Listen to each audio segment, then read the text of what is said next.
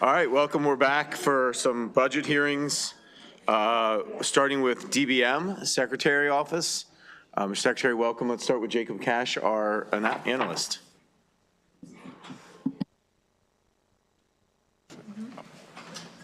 All right. Thank you, Mr. Chair. For the record, my name is Jacob Cash, Policy Analyst for the Department of Legislative Services. Today I'll be presenting the 2027 operating budget for the Department of Budget and Management, Office of the Secretary. DBM is the primary budgetary control unit of the executive branch, including units dedicated to the operating and capital budgets, financial management, and collections on debt owed to the state. If you join me on the cover page, you can see the 2027 allowance is $49 million, which is about $5 million higher than in fiscal 2026, or about an 11% increase. Most of that increase is driven by central collection unit special funds, but there's also some personnel expenses in DBM driving up the costs. I'll skip through some of the introductory pieces, but definitely let me know if you have any questions about it, and I'll be happy to answer. But moving to page 11, Exhibit 6 breaks down the proposed budget change, that $5 million increase. The main source of the increase is related to central collections increasing as there's been more funds needed to support their operations. They have higher placements from agencies. And so there's things like higher banking fees, higher postage costs, and higher oversight fees from DBM and their comptroller.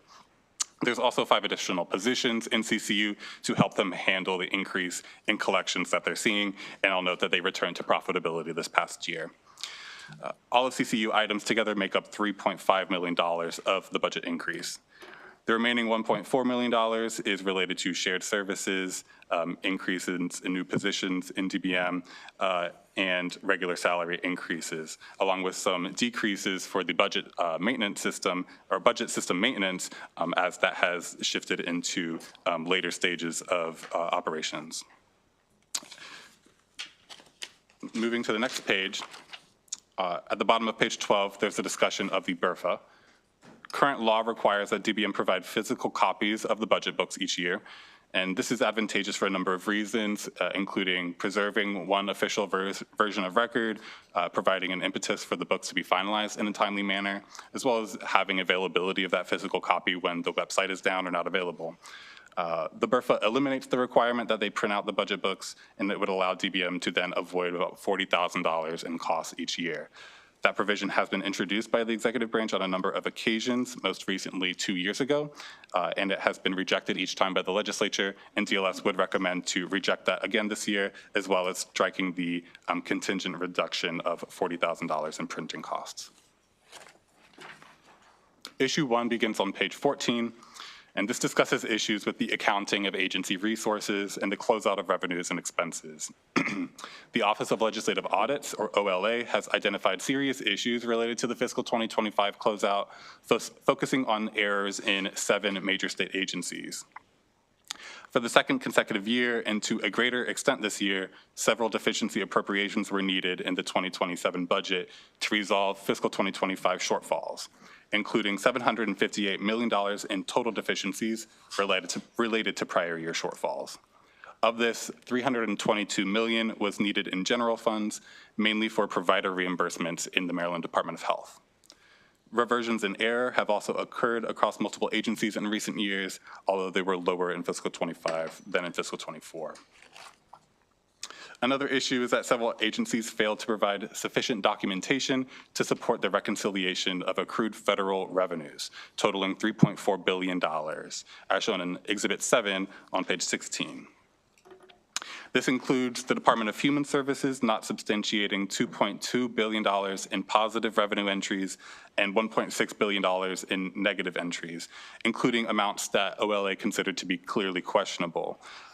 The Maryland Department of Transportation was not able to substantiate $1.35 billion in prior year accruals, and they weren't able to determine if the funds that they were receiving this year from the federal government were for prior accruals or for current expenses.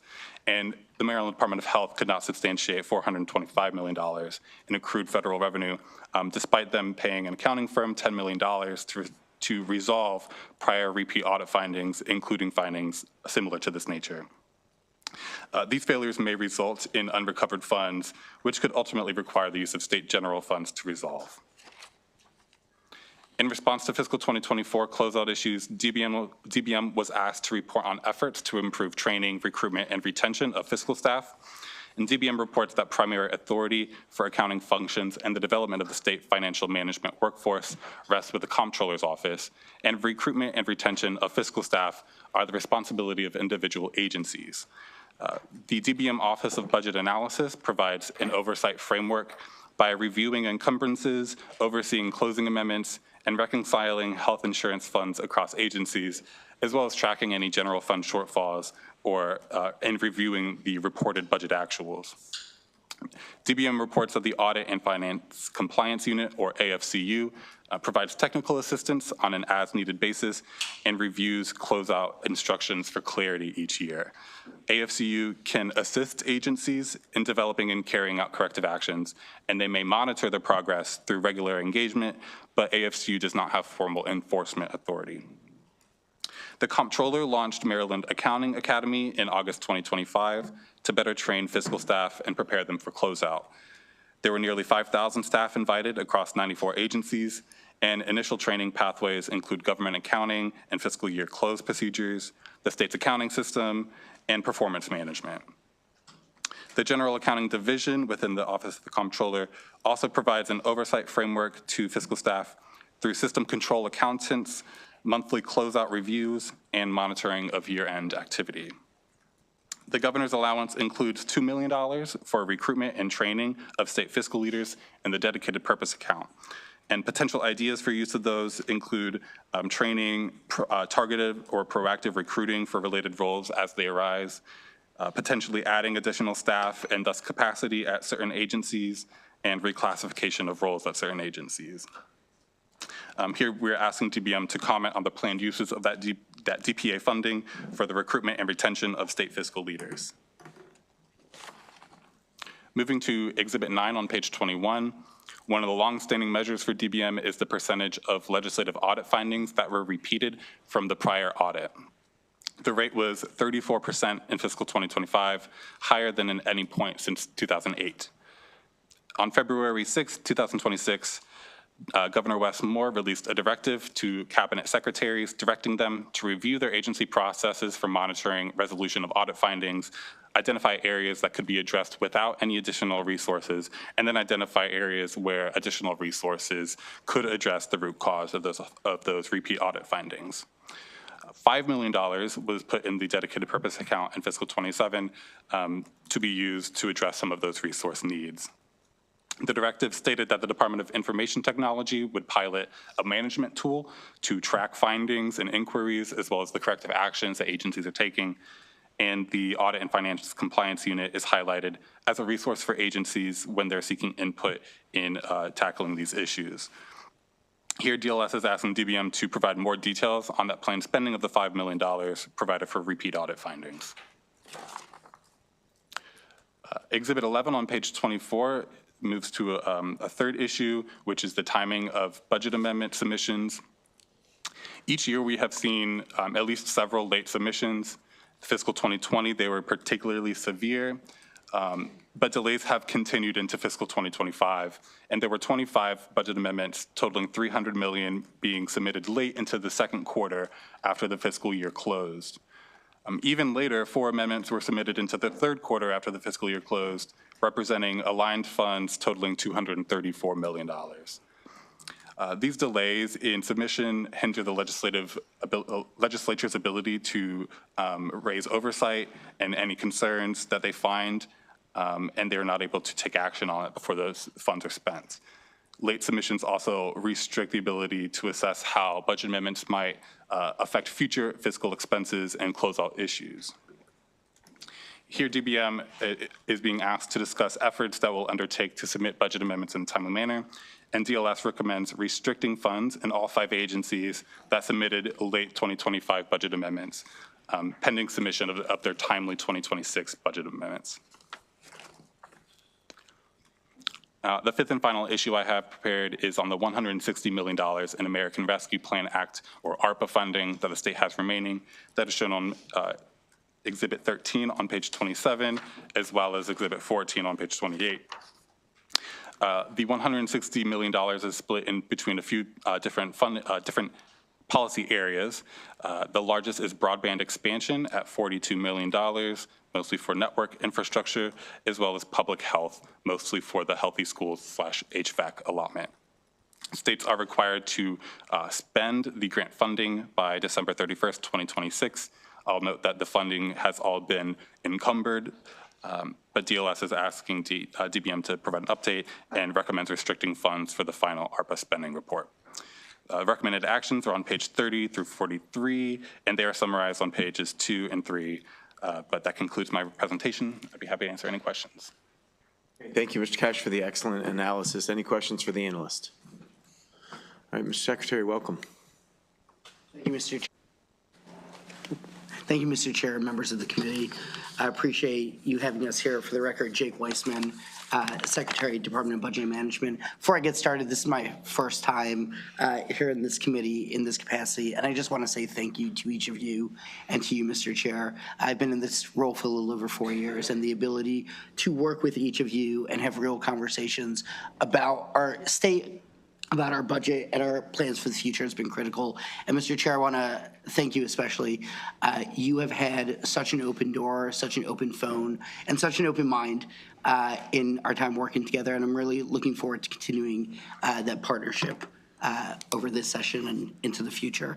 I'd like to take a quick moment and just recognize some of the incredible DBM folks who are here today. I think you all know our Deputy Secretary, Mark Nicole, Chief of Staff, Raquel Coombs, the head of our AFCU unit, Joan Peacock, our incredible Executive Director of Office of Budget Analysis, Nathan Bowen, our head of Central Collections Unit, Tony Fugit, and our incredible, and I would argue, the best Director of Legislative and Intergovernmental Affairs, Dana Phillips. I'd like to discuss our responses to DLS comments, followed by responding to the DLS questions. Concerning the question on the Central Collections Unit recovery efforts, on page 5, CCU continues to consistently focus on improving collections, including allowing debtors to utilize online payment and self-service options, together with other upgrades that have improved collections. Overall, FY25 collections increased by 47%, and through the end of January, CCU is currently $9.6 million, or 9% ahead of its collection recoveries compared to the same period last year. I also want to note that during FY25, MDTA assigned approximately 12.6 million EasyPass toll violation debts with a balance of $403 million. This large placement significantly impacted the calculation of our collection recovery percentage denominators. However, our overall collection total has increased significantly as a result of our recovery efforts on that inventory. Concerning the budget book provision on page 12, I know I've spoken with many members of the committee as well as members of DLS on this provision. As we've stated in our written testimony, DBM would request that if the printed budget books are to continue, we can work together to provide additional flexibility around the ultimate format and content of the published budget materials. The specifics of the existing requirements, together with the timelines, does not allow us to modernize the publication, which does leave Maryland further behind than other states. Understand the committee's wisdom will be what it will be on that one, but you can't blame a guy for trying. Concerning the funding in the DPA for fiscal leadership on page 17, I want to thank the chair and the members who engaged in this discussion before session even began. We've already discussed a variety of potential uses, including targeted recruitment, staff capacity expansion, focusing on areas that need extra attention, especially in some of our larger agencies and entitlement-driven agencies, as well as additional professional development. We'll continue to look forward to working together on ideas as we figure out the uses for these limited resources. Concerning the AFCU performance measures on page 20, DBM had already planned to begin formal quarterly reports to agency heads in fiscal year 2026, building on the progressive work of AFCU. Currently, AFCU meets regularly, usually monthly, with agency leadership to review the status of corrective actions, work through challenges, and provide feedback to help ensure successful remediation. The new quarterly reports will help strengthen that process. They will make sure that agency heads, especially those who may not be available to attend monthly meetings, have a clear, consistent understanding of where correction actions stand and what steps remain to reach resolutions. Concerning the DPA funding for repeat audit findings on page 22, as Mr. Cash mentioned, on February 6th, the governor directed all state agencies to immediately review and strengthen their audit resolution procedures. In partnership with the governor's Fiscal Responsibility Performance Initiative, DBM will carefully evaluate any proposed funding requests. These may include targeted support for individual agencies or broader multi-agency solutions designed to improve statewide compliance and address root causes. Our focus is on practical solutions, including those needed to resolve the closeout audit findings and determining what resources are necessary to address them effectively. The goal of the DPA funding is straightforward: to implement solutions that resolve audit findings, reduce repeat findings, and prevent further issues from occurring, and we look forward to continuing to work with you on this. Concerning the timing of the budget amendments, each year, agencies are required to submit a closeout form identifying any remaining amendments, as DBM has no independent way to determine whether outstanding amendments exist without that notification. Once submitted, DBM reviews amendments for technical accuracy before forwarding them to the legislature and the governor's office, a process that can be time-intensive given competing budget deadlines. Beginning in July of 2025, DBM implemented centralized coordination within the Office of Budget Analysis, including regular reminders, active tracking, and management review to ensure progress towards the deadline. This enhanced oversight significantly improved timeliness compared to prior years. While DBM provides coordination and review, agencies remain responsible for submitting their amendments. Detailed information is provided in a written response. Now to the DLS recommendations, and I apologize, my papers got out of order before. This is the hazing you get as a new secretary. To number one, DLS recommends amending section 2 to limit appropriations that can be placed into contingency reserve to items restricted by the General Assembly. DBM respectfully does not concur with the proposed limitation on the authority to manage the budget and would ask the committees accept the language in this section of the budget as introduced. For number two, DLS recommends amending section 17 to allow the tracking structure necessary for legislative audits and disallow transfer for other purposes. We do not concur with the recommendation. In very limited circumstances, this can be a really useful tool. And I apologize, I'm pulling up the question. Oh, thank you. This is why you have a great deputy secretary. Concerning questions number 3 through 8, DBM concurs with DLS's recommendation. Concerning number 9, DLS recommended adding a section defining the budget amendment process. DBM concurs with the goal of having all amendments be submitted by October 31st of the next fiscal year, but we would appreciate some flexibility in the cases of exceptional circumstances. DBM concurs with DLS recommendation number 10. We've discussed the printing of the budget books on DLS recommendation number 11, so I won't go back to that. Concerning DLS recommendation number 12, recommending adding a section restricting funds in certain agency budgets pending the timely submission of fiscal 2026 budget amendments, DBM can concur with proposed limitations on another secretary's authority to manage their budget. And then DBM concurs with DLS recommendations 13 and 14. Also, would be remiss if I did not thank Mr. Cash for both his incredible work, but also his consistent communication with us through this process. DLS in general is an incredible organization, and Mr. Cash represents them well. And with that, we're happy to take any questions. Thank you, Mr. Chair. All right, thank you for your responses. Questions, Delegate Shetty. Thank you, Mr. Chair. Hi, Mr. Secretary. It's good to see you. Good to see you. Welcome to our committee in this new role. It's really exciting to have you here. I want to take a moment to chat a little bit about some of the repeat audit findings in both DHS and MDH, and note that in MDH, we saw in our, I think, budget overview hearing with them that the department has hired some consultants to try and assist in the efforts to ensure that they are drawing down on all of their eligible federal match dollars.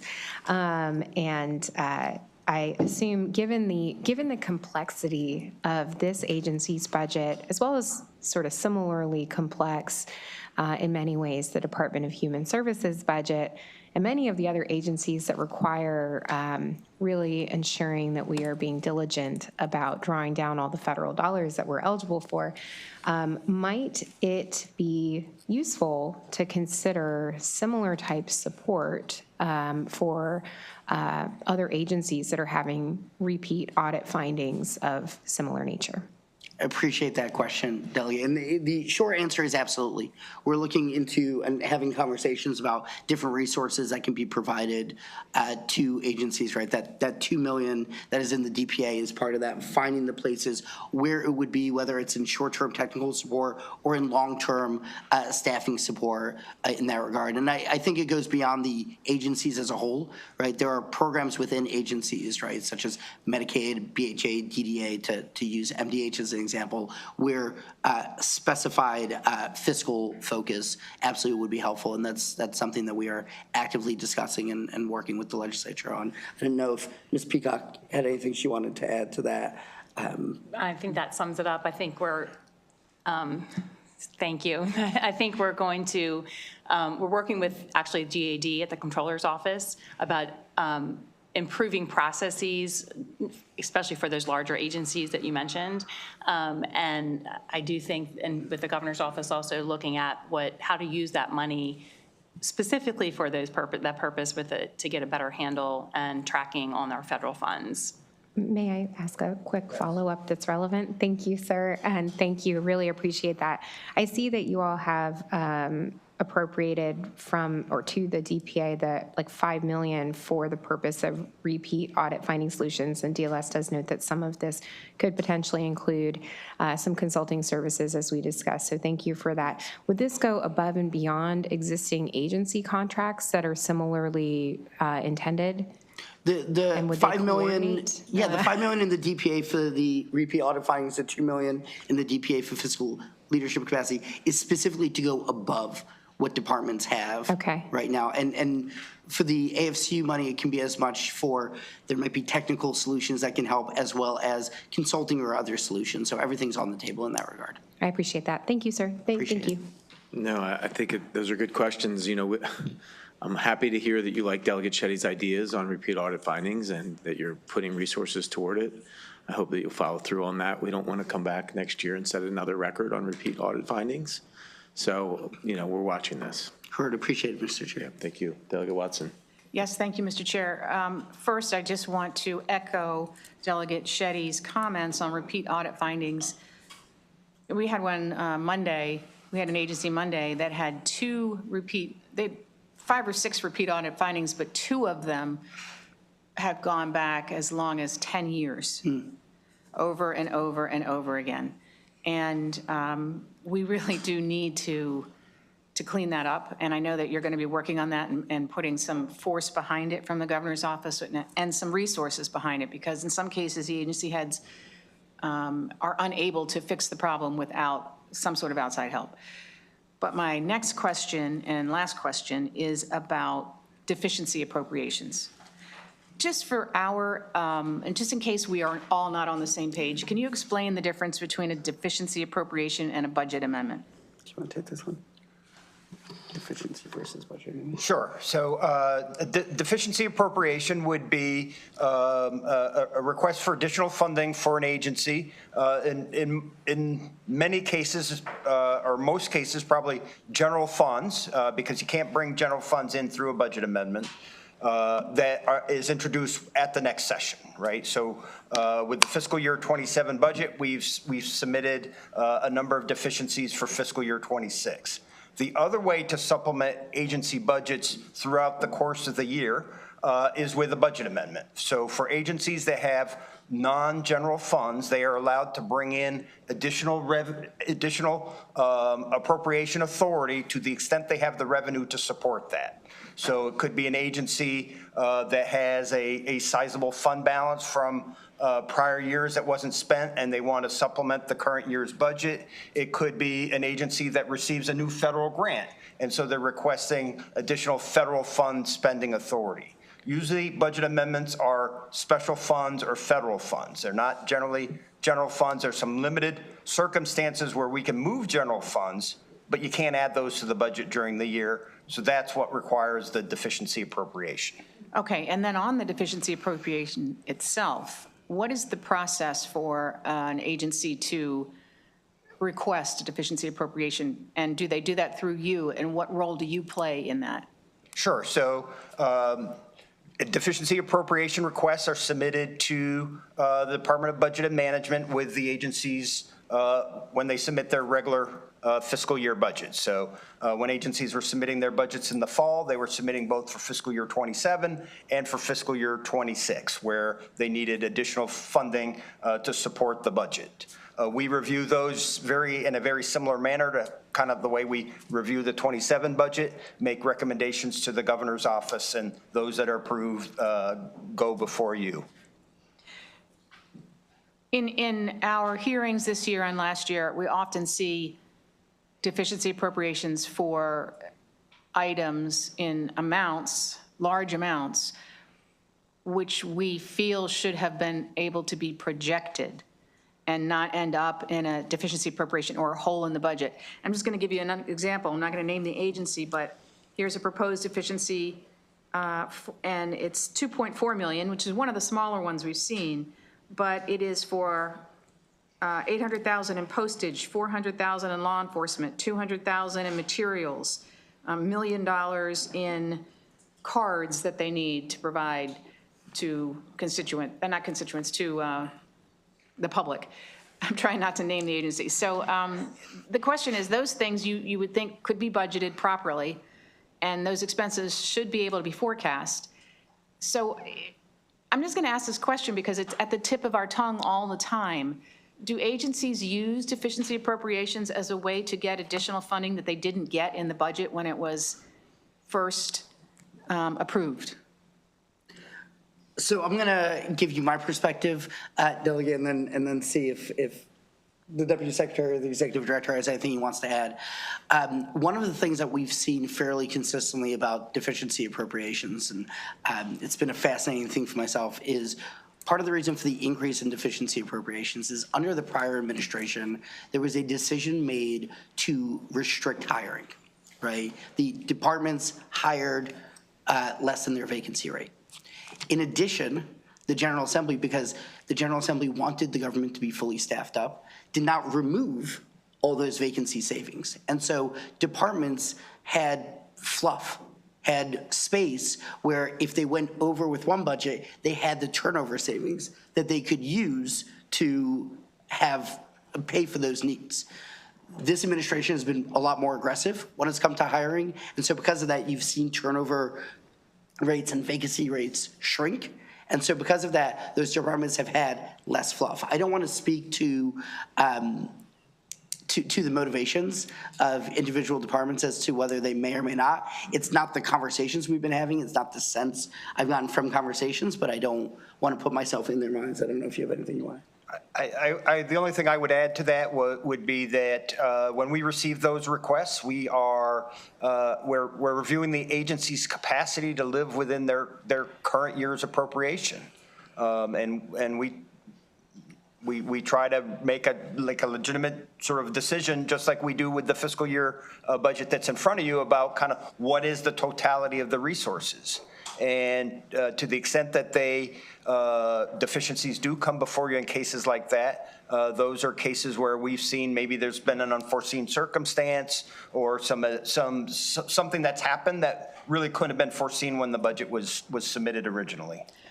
I do also want to add, and I can't get into details because of executive privilege, there are deficiencies that are denied. Right? That are what? That are denied, right? Deficiency requests that DBM receives through our budget process that don't make it into the budget, right? Where we tell departments, no, you can live within your means for this. You can, for lack of a better term, eat this cost and figure this out yourself. This is not a worthwhile expenditure. Go figure that out. You might want to waive privilege and release those. I mean, it might help you to show that you're doing your due diligence. Just a suggestion. I appreciate that, Mr. Chair. Yes, sir. And one last follow-up. Yes, I'm sorry. Yeah. Certainly happy to respond to Delegate. The one thing that I would add is that since the administration is constrained from being able to move funding between agencies, quite often the smaller items that you see, the more operational items that you referenced, might otherwise be realignments that could occur within the overall budget, but sometimes we're adding money in one agency and decreasing money in another as we're updating projections each year. Okay, and just to end this, I want to give you a sort of a simple example, but it's snow removal. An agency should be budgeting for snow removal in every year, in every case, of some sort or another, if an agency needs to remove snow. And we had a case where we had an agency that wasn't budgeting for snow removal and put in a deficiency appropriation request for that.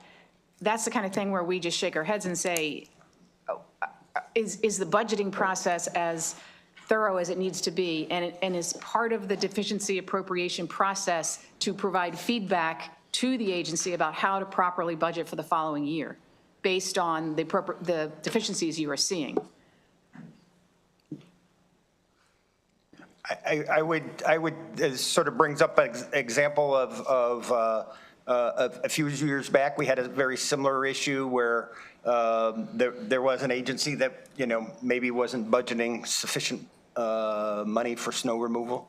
The legislature provided guidance in the budget bill about sort of how that can be done by using like a multi-year average of snow removal expenses over the prior years. Certainly, we look at that when we're looking at agency budgets to make sure that there are sufficient resources. I think generally we're probably looking at it on the other side to make sure they haven't budgeted too much. But I can't remember a case where we've actually removed snow removal funding from an agency budget. I don't think this agency had it in it at all, did it? We were told they stopped budgeting for snow removal during the pandemic. Okay. And it's, Might want to, if you're comfortable with that, Delegate, if we can connect offline and we're happy to look into that a little bit more. It's just one example. We're not targeting any particular agency because every agency has deficiency appropriations. It just seems to be a lot, and it seems like it could be avoidable if we were budgeting maybe more realistically from the get-go, or maybe it is what you said, which is transitioning from using the vacancy allowance to pad everything.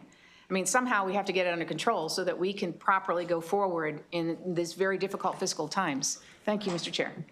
thank you. Any other questions? I did have a follow-up question on the budget amendments. But Secretary, it seemed like your answer was, well, the agencies are getting the amendments to us late, so then we're getting them to you late. And that's a little lacking. I mean, they're your agencies.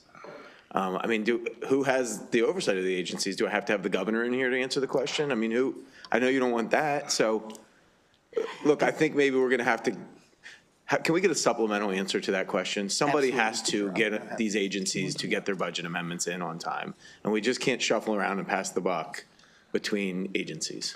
So, Mr. Chairman, I think if you sort of dig into the numbers a little bit more for fiscal year 25, you will see a significant improvement over the agency's timeliness in submitting budget amendments compared to fiscal year 24 and prior years. We did implement some new processes and procedures with more regular contact with the agencies and trying to meet those sort of deadlines. That being said, there were still a few agencies that didn't meet those deadlines. Our processes for the upcoming year are going to be to focus on those, I think it was like 4 or 5 agencies that had the biggest problems, to do more of that follow-up, and that follow-up is going to include more direct engagement with the most senior officials of those particular agencies. Okay, that's better. And we'll be keeping an eye on that one as well as the deficiencies and the audits and all the rest. So any other questions for the Secretary? I didn't realize this was your first meeting. It seems like you've been on the job. You've been doing so much for 2 years now, honestly. So good job. I know you've been hard at work. Mr. Chair, I appreciate I that. understand, in a good way. All right, well, thank you. We're going to move on to our next budget hearing. We will go to the State Reserve Fund, Jacob Cash. Secretary, you can stay there at the table because I know you'll be doing this one as well. Thank you, Mr. Chair. Join me on the cover page for the State Reserve Fund. The fiscal 2027 allowance increases by $58 million. to just over $126 million. This chart reflects that $450 million in the BRFA, or $450 million was cut in the BRFA for the rainy day fund mandatory appropriation, and DLS is recommending to directly take that reduction in the budget and delete the language that makes that cut contingent on legislation. You'll also note that there's $82 million in special funds in the 27 allowance. This represents an appropriation to the dedicated purpose account from funds from the Strategic Energy Investment Fund for purposes that I will discuss shortly. On page 2, I'll point out where $42 million in deficiencies have been provided in fiscal 2025. $30 million goes to large-scale maintenance projects at DPSES facilities, and $12 million goes for grants to Allegheny County for remediation efforts related to recent flooding. For both of these cases, the funding is supplemental to and will not replace or fully cover repair costs, and it's provided as a deficiency so that it could be expended immediately, and in the DPA so that it can be expended for a few years in the future. Exhibit 1 on page 3 shows the impact of the governor's proposed budget on the rainy day fund balance. The current plan transfers $38 million to the general fund in fiscal 2027, while the net impact of interest results in an increase of about $30 million between 26 and 27. There is no planned appropriation to the fund. Exhibit 2 on page 4 shows the ending balance of $2.4 billion, representing 8% of estimated general fund revenues. This is higher than the SAC recommendation of at least 7.5%. And just in general, due to lower general fund surpluses, consistently transferring funds from the rainy day fund, and no new appropriations, that fund balance has declined since the peak in 2023. Exhibit 3 on page 5 shows the fiscal 27 appropriations to the dedicated purpose account. These are discussed in depth from pages 6 to 8. All of these items are new. The largest set of appropriations is the $82 million special fund appropriation using funds transferred from the Strategic Energy Investment Fund, or SEIF, to invest in climate-related programs and carry out climate-related laws. The plans include to spend $42 million on higher education research into energy, resiliency, and climate, $25 million for setting up the new Strategic Energy Planning Office that was established during the 2025 special session, and $15 million for grid enhancing and advanced transmission technologies, which is comprised of $10 million to research the technologies and $5 million to incorporate the technologies to existing utilities. For the higher ed research funds, DLS recommends deleting the funds as it's a one-time infusion of funding that will not replace ongoing revenue streams that researchers rely on to carry out their work. DLS also recommends adding language to the other 2 SEIF items requiring that legislation be passed, expanding the allowable uses of SEIF to include those specific uses. As it's written right now, any expansion of SEIF would allow them to spend that money. Moving on to the general fund appropriations on page 7, $30 million is added to the DPA for legislative priorities, and DLS recommends reducing those funds so that you can then add them back wherever you want. $5 million is added to address repeat audit findings, as we just mentioned in the last analysis. $4.6 million is added for certifying community behavioral health clinics under the federal demonstration program. $2.5 million is added for addressing unforeseen costs and circumstances associated with implementing the One Big Beautiful Bill. And $2 million is added for state fiscal leadership capacity and recruitment, as discussed in the last analysis. Next on page 8, I will point out there was an error in the budget book surrounding the Fiscal Responsibility Fund. $9.1 million is currently earmarked for the Interagency Commission on School Construction for public school construction, but DBM inadvertently marked these funds for transfer to the general fund in fiscal 26, making a BRFA amendment necessary to correct that error. Exhibit 4 on page 9 shows DPA fund balance transfers that are proposed in the BRFA. A total of $1 million is transferred in general funds, consisting of small balances that remain in several fiscal 2023 legislative priorities. Exhibit 5 on page 11 shows the $89.3 million that remain in the DPA for past appropriations at the start of fiscal 26, including planned balance transfers in the budget. Many of the remaining funds are for long-term purposes or commitments, such as funds to support apprenticeship programs in the state, funds to allow relocation of agencies from state center, and implementation of climate solutions. But other long-term projects include a variety of legislative priorities with small amounts remaining. DLS recommends transferring an additional $1.14 million from several of these purposes, including from the Comptroller of Cybersecurity, funding to rebuild state government and modernize HR practices, and funding for food bank assistance. Related to the issue of accounting for the DPA and identifying remaining balances, on page 12, DLS has found difficulty in tracking each balance. In particular, there's discrepancies occasionally in the reporting of funds returned to the DPA and funds transferred to the general fund from DPA balances that make it difficult to determine how much is in each account at any given time. The Comptroller reports that DPA transactions, the Comptroller reports on DPA transactions at closeout, but they only report the user agency, not the actual purpose that the funds are dedicated to. And DLS has attempted to get purpose information from the Comptroller and correlate that to documentation from DBM, but we have not been able to be successful so far. There's about $7.7 million in fiscal 25 returns that DLS cannot definitively categorize, and DLS cannot confirm that there is an available balance in the assisted living facilities purpose to transfer to the general fund. Therefore, DLS recommends adding a section to the budget bill restricting funds in DBM and the Comptroller, pending an accounting of funding returned to the DPA in the past 5 years by purpose or by budget amendment number. DLS further recommends expressing intent that the Comptroller includes purpose or budget amendment number in the annual closeout report. The list of recommended actions are on page 14. But with that, my presentation is concluded, and I'm happy to answer any questions you have. Okay, another excellent presentation. Thank you, Mr. Cash. Any questions for the analyst? Okay, Mr. Secretary, welcome back. Thank you, Mr. Chair, members of the committee, Jake Weissman, Secretary, Department of Budget Management. And thank you again, Mr. Cash, for your detailed analysis and all your work. Mr. Chair, members of the committee, I know we've had conversations during the budget formulation about the rainy day fund and how we make sure to maintain Maryland's strong reputation of being a fiscally responsible state, and introducing a budget with an 8% rainy day fund, which is $2.2 billion of FY27 general fund revenue. And Mr. Chair, I want to thank you and the members of the Spending Affordability Committee for your leadership on that recommendation. We are proud, as I know everyone in this room is, of our 3 AAA bond ratings that the Treasurer talked about in this room last week from Fitch, S&P, and KBRA. And we look forward to working with the General Assembly to ensure Maryland remains on a fiscally responsible, sustainable path forward that best serves Marylanders now and in the future.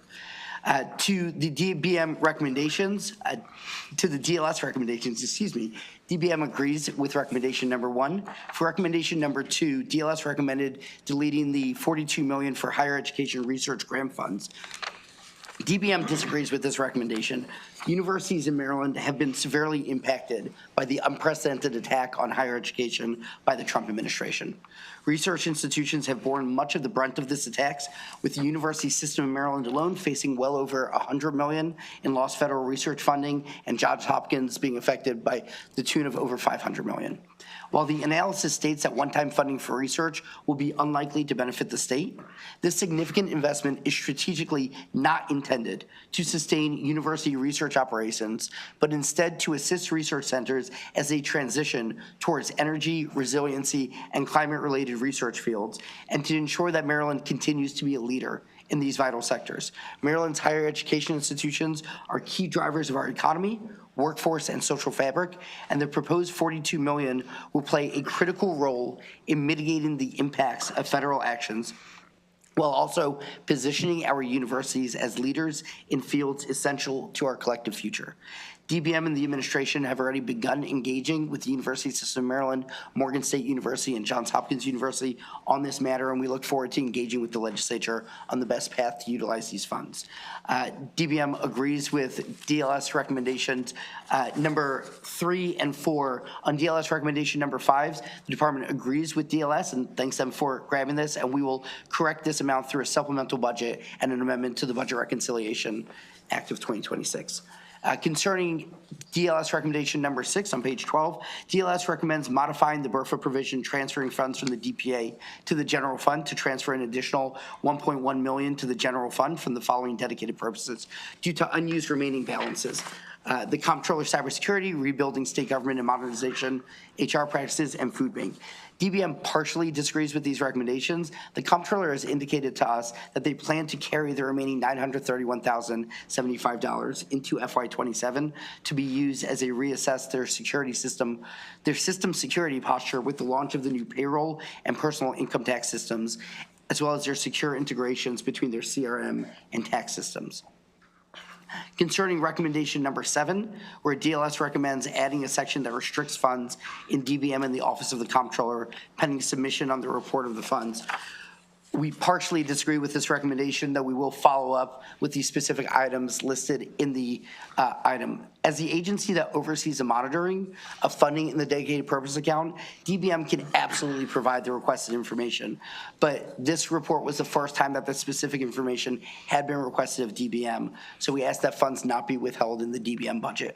As the Comptroller's office handles monitoring accounting transactions, but not the monitoring of the purpose of the funds, we ask that the funds not be withheld from the Comptroller. To the DLS recommendations, on page 3, DLS recommends deleting the 449, oh wait, is that the right one? You did that already. I apologize, I did that already. Thank you, Mr. Chair. Better do it twice than never. Any questions? You know, I do want to just note, as you've seen, we've been at some of these not town halls, but groupings together with the chair of B&T. And there's been a lot in the press about, you know, shortfall or versus surplus. Your budget does have a $100 million fund balance as introduced. I know it's not reserve fund, but you have $100 million. Yes, I would call that a surplus. Absolutely. You know, as introduced, the budget has a $100 million surplus. You touched on the rainy day fund. I do look at page 4 of the analysis, and I can see that before the pandemic, we had 12 straight years at around 5% rainy day fund. That was the gold standard, 5% rainy day fund. That's what the rating agencies wanted to see. I note that you still have introduced a budget maintaining 8% rainy day fund, $2 billion. Yes, sir. We do have the revenue volatility fund, which is still in effect, which captures money to guard against volatility and capital gains, which I think is a really smart, prudent financial move. So to your knowledge, have we ever passed a budget that was a deficit? No, sir. We always have a fund balance. Yes. We always have a rainy day fund. Yes. And in fact, the last budget that closed out, you know, most of these are projections, closed with about a $500 million extra fund balance or surplus. Is that right? Yes. I know there's probably tens of people watching, but for those, I want to clear that up. And also for the committee and for anyone else. So any other questions? Okay, we'll move to our next budget hearing. Payments to Civil Division, Ms. Rye. Oh, it's Jacob Cash? Sorry, there we go. Triple header. Sorry. Cash is up again, my bad, go ahead. No, it's my fault for not fixing that. Joining me on the cover page, again, for the record, my name's Jacob Cash. I'll be giving the budget presentation for payments to civil divisions of the state. This budget contains miscellaneous grant programs to local governments. Currently, this includes the disparity grant, the cannabis tax, and the Calvert County gaming tax. The fiscal 2027 allowance is $181.2 million, consisting of 97% disparity grant funding, 2% cannabis tax, and 1% Calvert County. Teachers' retirement grants were also previously included, but a series of BRFA actions repealed those grants fully in fiscal 2027. Exhibit 1 shows a new distribution that was added via deficiency appropriations this year. The local share of the cannabis sales and use tax is to be distributed each year by the comptroller, proportional to the amount of revenues brought in by each jurisdiction. To protect the privacy of taxed businesses, those distributions are not here shown by jurisdiction. But fiscals 2024 and 2025 were distributed. They were just not provided in the budget. They were omitted from the budget process. So the amount in fiscal 26 was provided as a deficiency, and the amount in fiscal 27 is budgeted based on estimates from the Board of Revenue Estimates. Moving to Exhibit 3 on page 4. The budget change is outlined in Exhibit 3, showing jurisdictional changes for the programs minus the cannabis tax. An important change reflected in this budget is the end of one-time enhancements passed in last year's budget to increase the uncapped grant formula from 75% of the calculated amount to 90% of the calculated amount. Prince George's County is the most heavily impacted, and the disparity grant reduces by $17.1 million due to that change. Another change is the end of supplemental teachers' retirement grants, which removed $13.8 million in fiscal 27 as passed in last year's BRFA. Exhibit 4 on page 7 shows the disparity grant amounts as determined based on current law. The uncapped amount is the amount needed to bring a county's tax revenues up to 75% of the statewide average. The capped amount is the 2010 grant amount. The disparity grant is the lesser of these two grants, except if the uncapped amount is lower, there's a formula for determining payments above that amount. This accounts for changes based on local tax efforts. For instance, counties with the lowest tax rates are eligible for only 20% of the uncapped amount, whereas the highest rates are eligible for 75% of the uncapped amount. And that was the rate last year that was increased to 90%. The formula disparity grant equals $203.6 million in fiscal 2027. However, the BRFA proposes to reduce this amount to the fiscal 2026 formula level. Exhibit 5 on page 8 shows changes by jurisdiction as proposed by the BRFA.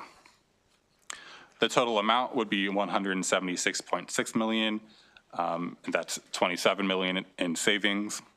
It should be noted that this proposed change would have an outsized effect on Allegheny County, which recently just increased their local tax rate to the maximum grant level.